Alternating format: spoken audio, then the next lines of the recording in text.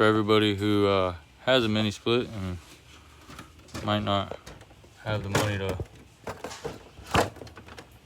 pay a professional. Take your panel off and disconnect the board and them couple screws and pop it out on the top and bottom.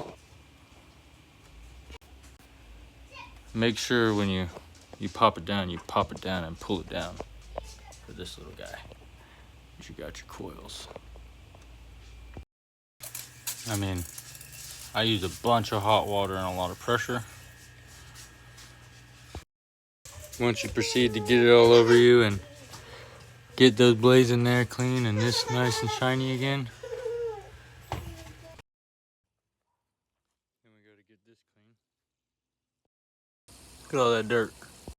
Plug back these couple screws in the filter and plug that back in.